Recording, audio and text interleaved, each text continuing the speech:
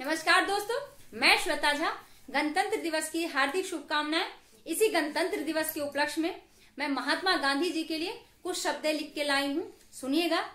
और मेरा चैनल है sing with Shweta. Is channel पर जो लोग नए हैं प्लीज सब्सक्राइब जरूर कीजिएगा, लाइक शेयर भी कीजिएगा। तो सुनिएगा। कहे मासो चलली है नाथू कोने नगरिया है, कह माही ठानल नाथू बापू से लड़ैया है, कह माही चलली है नाथू कोने नगरिया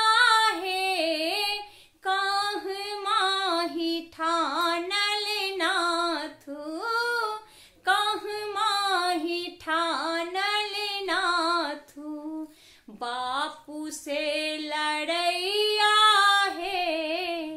गोकुला से चलली है नाथू मेथुरा नगरिया है, गोकुला से चलली है नाथू मेथुरा नगरिया है, वीरुला भवन माहे नाथू, वीरुला भवन माहे नाथू ठानल लड़ैया है, वीरुला भवन माहे नाथू ठानल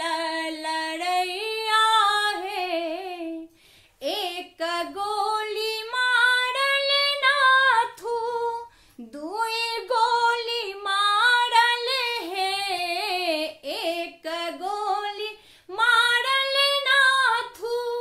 दुई गोली मारल है, तेसर गोली मारल नाथू, तेसर गोली मारल नाथू बापू के करजबा है, तेसर गोली मारल नाथू बापू के कलेजवा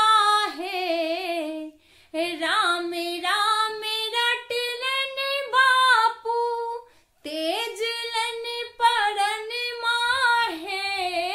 राम राम रटलन बापू तेजलन परन माहे, से हो कैसे मारल गेला, से हो कैसे मारल गेला,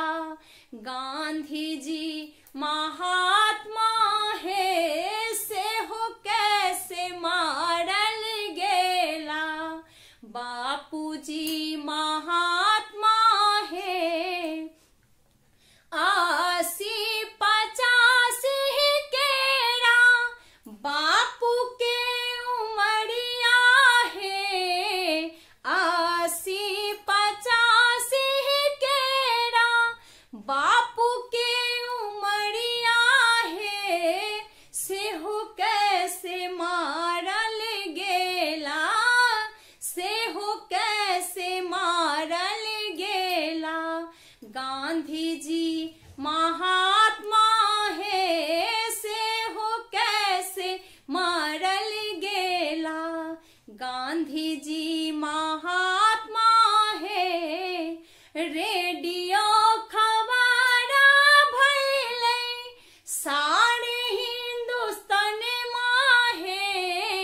रेडियो खबरा भइले सारे हिंदुस्तान माहे, से हो कैसे मारल गेला, से हो कैसे मारल गेला, बापू जी महात्मा है, से हो कैसे मारल गेला, गांधी जी महात्मा है, कोयला विधूप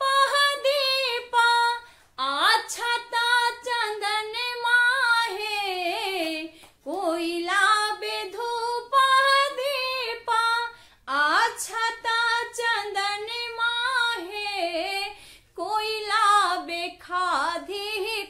कपड़ा, कोई लावे खादी कपड़ा, बापू के कफन माहे कोई लावे खादी कपड़ा,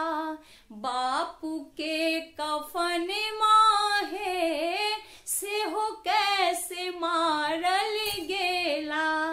बापूजी महात्मा है से हो कैसे मारल गेला, गांधी जी